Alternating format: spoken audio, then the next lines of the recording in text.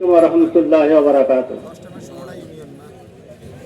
ইসলাম দেশ মানবতার কল্যাণের লক্ষ্যে এবং জনপ্রত্যাশার বাংলাদেশ গড়ার লক্ষ্যে সরওয়ার বিশ্ববুজুর মনোনীত প্রার্থী হযরত মাওলানা নুরউদ্দিন আমানতপুরী সাহেবের পক্ষে আজকের আয়োজিত এই সমাবেশে, এই জনসভায় যারা উপস্থিত হয়েছেন সবাইকে অভিনন্দন জানাচ্ছি, কৃতজ্ঞতা জানাচ্ছি।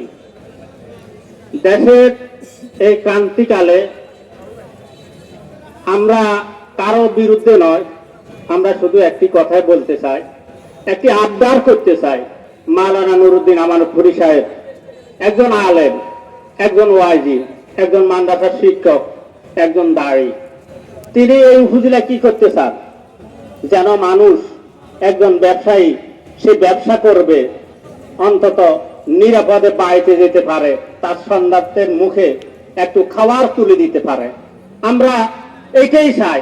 মাওলানা নুরউদ্দিন সাহেব শুধু আপনাদের খাদেম হয়ে থাকতে চায়, অন্য কিছু নাই। আমাদের কোনো প্রত্যাশাই নাই। আপনারা কি এই সুযোগটা দিবেন না একজন আলেমকে?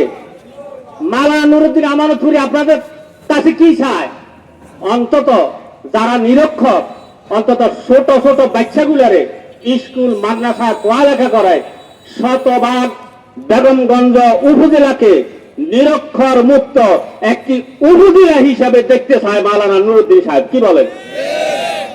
শিক্ষা যদি এইভাবে তিনি করতে পারেন, আমি বলবো স্বাস্থ্য খাত মানুষের জন্য উপযুক্তি প্রতিটি হাসপাতাল তিনি পর্যবেক্ষণ করে মানুষের উপযোগী করে তুলবেন ইনশাআল্লাহ।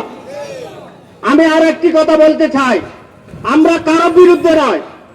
মাওলানা নুরউদ্দিন সাহেব আপনাদের খেদমত করতে চাই এইভাবে, এই সমহানি যানজট নিরসনে মাওলানা নুরউদ্দিন সাহেবের আগামী দিনের অঙ্গীকার বীর শ্রেষ্ঠ রুহুল আমিন প্রায় ইনশাআল্লাহ হবেই হবে ইনশাআল্লাহ।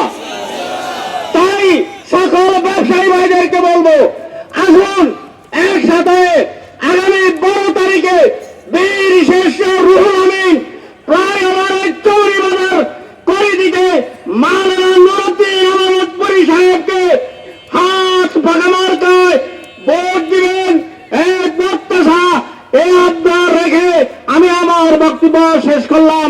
সবাইকে ধন্যবাদ।